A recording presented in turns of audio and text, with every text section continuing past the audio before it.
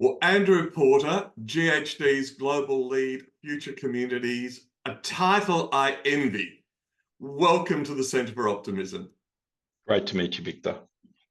Andrew, the first question we ask everyone who visits the Centre for Optimism is, what makes you optimistic?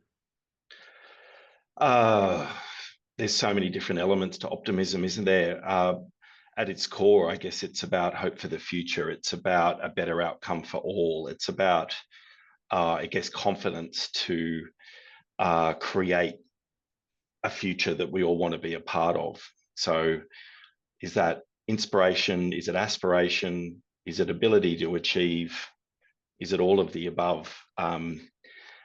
And packing that or unpacking that a bit more is, and what can we do today to achieve all of that? And that, I guess, is my core definition of what optimism might be. Of course, I'm optimistic, so easy to comment on them.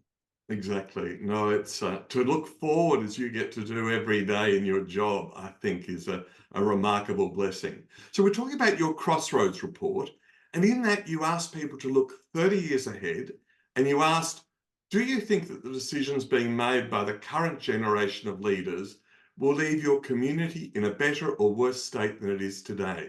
What surprised you about the results across the 10 countries? Victor, we surveyed 10,000 people across 10 countries, so globally, and it wasn't industry professionals, it wasn't the people that normally we explore in relation to infrastructure perspective, it was the general public across these 10 countries. And that question is I guess, the underlying premise of our Crossroads campaign is, are we the first generation of leaders to leave the world in a worse place to what we inherited? And that's quite a somber perspective. And so we set out to test that with that question. And I guess the thing that was sort of most startling for us was who was actually really positive. And of the countries that we surveyed, and in order from top to bottom, Qatar, UAE, Singapore, Philippines, and Chile were all really positive. Conversely, the countries from survey Canada, Australia, UK, US, and New Zealand were actually more negative. So that was kind of quite surprising. I guess the other element that was interesting is we also surveyed generations, and that was a really important component of the research. And globally, the younger you are, so the Gen Z and millennial cohorts, they're very positive about the future. Contrast that against Gen X and boomers are particularly pessimistic, and even more so in the countries I mentioned, US, UK, Canada, New Zealand, and Australia.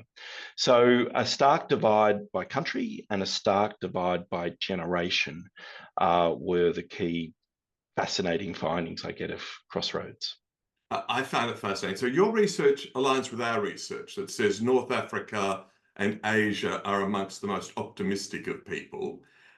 So you're spot on there. And in fact, you know, when I came back to Australia in 2015, the Centre for Optimism's genesis was a study called the Australian Leadership Project, which was trying to investigate why Australians had become so negative about leadership. And as you know, every country mocks their political leadership. You know, you'd be North Korean, you'd be Russian, everyone mocks that. But here it seems to be an antipathy towards leadership in general. Okay. So, Andrew, being based in Sydney and considering GHD's Australian roots, why do you think Australia and the other Anglosphere countries came out at the bottom on optimism and faith in leadership? You know, what's contributing that? Because your research is the same as our research. You know, we know that North African youth and Asian youth are amongst the most optimistic people in the world. But why? Australians used to be the most optimistic people. A stereotype all around the world is relentless optimists. What's happened in the last 20 years to change that? Victor, I guess I'm not sure I really know the answer, but what I can share with you are some of the factors that we found in the work, and perhaps between the two of us we can get there. And I would argue that there's probably not one thing. It's probably a combination of a whole bunch of different things. We didn't actually set out to understand optimism or pessimism in the Crossroads work. But what was really clear, and particularly in the countries that were most pessimistic, was the impact of housing affordability and the cost of living crisis, if you like, with high interest rates and the challenges people are facing at the moment. That really did impact on their outlook. I think also there's a piece in there around whether it's political or whether it's just leadership in general, across industry, across government, and across communities, society. There's so much change. I mean, you have a look globally at the moment, so many countries are either been through an election or have an election pending. And whenever there's change at the top, decisions are reversed, decisions are delayed, outcomes become unclear, and all of that, of course, impacts on people's, I guess, hope and optimism. And I think that probably has a big function to do with that. Yeah, because the Crossroads report aligns with the Edelman Trust Barometer, which also shows that collapsing level of trust in Australia. And you would have met Prime Minister Tharman of Singapore, or President Tharman of Singapore. He says this loss of optimism in the Western world is the biggest public policy issue in the world. And you might remember in the coronation that statuesque woman carrying the sword for the king, Penny Mordaunt. Penny Mordaunt said the great battle in the world now is not between left and right. It's between the pessimists and the optimists. And we need the optimists, for these next hard yards. So if you join with President Tharman and say this is the biggest public policy issue in the world, how do you think, companies like GHD, leaders like you and me, can help to turn that around? Is it telling some of those good stories of the work you're doing and the new technology and innovation and the like in the infrastructure sector? Oh, look, there's so much to that question, Victor. I mean, the simple answer based on the Crossroads work is get the young people to make the decisions. They're optimistic. Have a look at the average age in the Philippines. They're around 25 in the Philippines, and they're so positive about the future. Australia, I think we come in just under 40, somewhere around 38 is an average age. So I think it's about picking up all the different perspectives that are out there in society.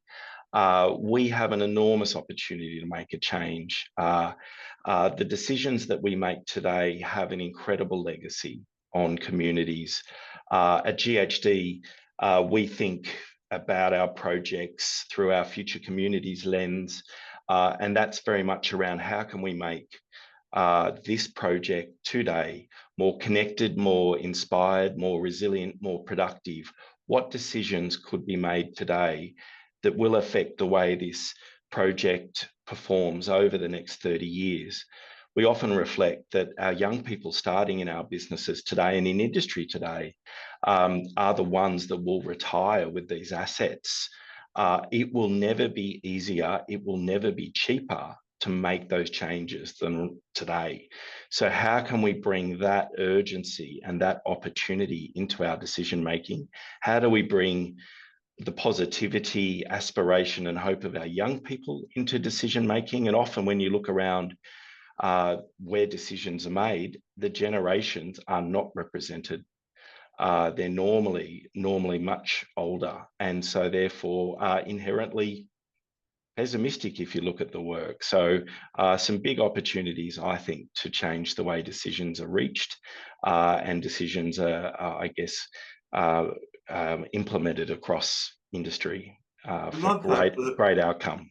I love the way you put that. Yesterday, I'm on the board. We're both in the water sector, so I'm on the board of Yarra Valley Water and Vic Water. And yesterday, I'm chairman of Leadership, Culture and Wellbeing, and we had a group of young people called Winnovators. Yes, and, I know Winnovators. We've often participated in Winnovators. Yeah, so they're doing a project. They're awesome. Looking at delivering sanitation and water to a really poor village in Papua New Guinea. And funnily enough, my son was there a week earlier, In just PNG. in PNG in the Yeah, same wow. thing. Yeah. So we know what it's like. So I think when I see that innovation in the water sector, and the other thing I find in the water side, Yarra Valley Water, we've got facilities that are over 100 years old and still serving today as if it's new. So we often have this over the horizon, not just 30 years, but 100 years. So how can, I know Stephen Pinker at Harvard often says anyone who remembers the good old days has got a bad memory. So how do we get people to understand a little bit more about this wonderful technology we've got and innovation we've got and the talented young people you and I share in the water sector and the infrastructure sector? Oh, look, water is an interesting one, isn't it? Because at the start of my career in water, we were in the millennial drought. It was front page news in almost everything that was published. Was all around, the impending crisis of running out of water, which is the most impactful thing on society. In the last decade, it appears across the eastern seaboard anyway that we've had so much water, and we also have much more resilient supplies. I mean, desalination in particular has been implemented to provide that resilience, and just the wet years and the spilling dams, it's gone off the radar. So that's been an interesting piece of work in our Crossroads campaign, because water hasn't rated as a big issue for general community compared to all the other issues. But of course, if the climate and when the climate changes, that will go right up to the top because it is such a critical issue. And you mentioned legacy infrastructure, 100-year-old infrastructure. It's also, the cost of upgrading that with new increased population, or increasing population growth, aging assets, the uncertainty of climate change, the expectations around impact on the environment, consumer expectations on levels of service. All of those things have a profound impact on how supplies, I guess, are managed. And of course, at the end of the day, and this is where Crossroads came through, the cost of that supply and who's willing to pay for it. So And I'll it's not, jump. sorry, yeah. I'll jump around because, in fact, that's really interesting. So one of the things in your report, you talk about fresh water becoming potentially scarcer due to climate change and population growth. And the majority of your respondents are open to drinking treated or recycled water, like purified wastewater, stormwater, or seawater with the salt taken out. Now, one of the things I observe is that contemporary new businesses like artificial intelligence, data centers, which are so much part of the economy, need abundant water and abundant energy. And yet Australia, even in the coastal areas, keeps talking scarcity rather than abundance. And yet, Melbourne, where I live, we've got a desal plant, the dams are full. What's it going to take to get the leadership in the water sector to start thinking abundance and talking abundance rather than scarcity? Well, that's probably a comment I can't really unpack in great detail. Victor, I'm not across the necessary details of abundance in the water sector. What I do know is the Crossroads research did show greater than 60% of Australia was comfortable in drinking an alternative water supply, if you like.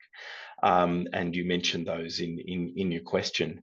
And that's exciting, because normally there is a perception in society around that. And what we found generationally was young people are much more comfortable with that concept of drinking purified recycled water or desalinated water compared to older generations. And interestingly, in the data, we also found that the cohort that was most nervous about the concept was, in fact, Gen X females, so very uncomfortable with the concept. So I think great opportunity to reframe the way uh, uh, general population is engaged around water supplies, the opportunities, the technology, as you've pointed out, the innovation. I think the other big change and exciting change is the way all of this treatment solutions can be powered by renewable energy. And that's been a fundamental change in I guess, in my career. So some very exciting opportunities forward in water, but also in so many other parts of industry that serve our communities in so many different and important ways. And I'm thinking energy, I'm thinking transport, I'm thinking technology. All of those underpin huge opportunities to transform the way our communities function for the better. I was in San Francisco last week and I caught my first driverless car. Wow. And my daughter and I caught it, from dinner back to the hotel. We were so impressed, we caught it 4 times the next day. We loved it. And you're still here, so that's awesome. The only thing It that must drove be my quite daughter frightening. nuts is I talked to my AI, my ChatGPT, and I chat to each other, and I ask it questions about where we're traveling and the like. Now, one of the things that confounded me, Australians are normally known for their generosity, but you ask people this question: I'm willing to pay more for my household water use so that everyone in my community has access to clean drinking water and proper sanitation. Canada was bottom of the heap. Australia was second bottom of the heap. What's happening? I think it's back to this cost of living crisis, Victor. I think people are just feeling absolutely stretched. And so is it people are in survival mode and therefore you're just effectively looking after yourself? I do wonder also whether in those countries you mentioned, whether there's just a general recognition that that job's been done and therefore we don't have to do much more. Of course, it's not quite true. But we do know that residential water bills have been flat over the last decade and people have got used to that. So then the concept of now, I guess, asking them to contribute more when so many other parties are doing that as well, I suspect it's just really reinforced that the general life affordability, housing affordability, cost of living impact, that question. So coming back, you've got this wonderful future orientation. It's your title, Global Lead, Future Communities. And I read a report last week from the federal government called Policy Fit for the Future, the Australian Government Futures Primer. So it'll be a little bit of my Bible and my teaching. And so I know you're not political, so this is put a non-political hat on, but I loved Prime Minister Albanese on the election eve said, I want a country where hope and optimism are the major emotions projected from our national government to the Australian people. Now, let me throw something else in. Dominic Barton, when I was doing my original studies, then the head of McKinsey, now the chairman of Rio, said to me, every great leader I've ever met is infectiously optimistic, but it's not the big man or woman speaking from the podium. It's how you can unlock the optimism in the team. And when you greeted me before we started this recording, you asked me about the best thing in my day. So how do we as leaders lift those emotions for the people we're leading in a culture which otherwise seems to have a zeitgeist of pessimism and negativity?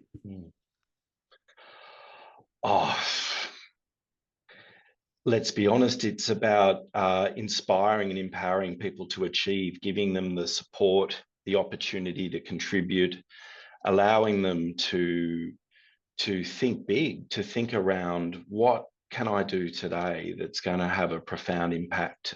Who doesn't want to leave a positive legacy from every decision that you make? And one of the most amazing things about working for a company like GHD is no matter who you talk to, no matter where you are in the world, everyone will always tell you a story about their contribution to a community. Some of it's quite overt. Oh, we designed this airport, or see that metro, we did that, or see this wastewater treatment plant that's allowed 10,000 new homes to move into an area. Or some of it might be so so far out of the public eye that no one ever really knew. Oh, we put an extra few bolts in this, and it's made it safer for the next 30 years. And often in businesses just like ours and all over the world, people never tell anyone about that impact or that contribution, yet it saved lives. So I think it's about empowering, allowing people to make decisions and recognizing that their decisions have a huge impact on the sustainability of a new asset, or whether it's resilient to impacts of climate change. Is it more beautiful? Will people stop and look at it? Will people put lights on it and shine at it at night? I think there's so many different things that we can do as leaders and as contributors to make a really, really positive impact. And that, I guess that's the most exciting thing about the industry that I'm working in, and it sounds like you get to engage with so often and share stories around so much. It's narrative and storytelling that helps to lift people. So may I be cheeky now? You asked 10,000 people in 10 countries this question. So I'm going to ask you, Andrew, do you think the decisions being made by the current generation of leaders will leave your community in a better or worse state than it is today? Yes. But Andrew, why? But Andrew, why? Because oh, the decisions, they're complex, but the opportunity, the technology, the opportunity, the community are all now clear that we want something better, and people are really motivated around that, myself included. People work so hard.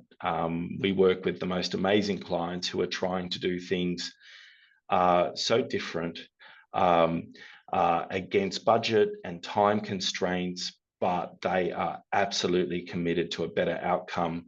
We've got this incredible latent talent coming through in our younger generations that is so technologically capable and so interested in a better outcome. Let's empower it. Let's promote it. You watch what the future generations can do, and I can't wait to see what they can do, and I can't wait to be a part of that future either. So yes. So Andrew, in 2054, I'm going to put it in my diary to have you back for an interview. I will be 95. I don't know how old you will be, but I think we need to get back together again. And I, like you, when I look at the amazing innovation and I look at the amazing energy of young people, and, I look at my own kids and, what they're doing that I didn't do when I was their age. I think we can be full of confidence. And I think you, with your wonderful leadership role, GHD's global lead future communities, I reckon we'll be looking good in 30 years. So Andrew, thank you so much for joining me at the Centre for Optimism and sharing your wisdom with the community. Absolute pleasure, Victor. Thanks so much for your time. It's been a pleasure to talk to you.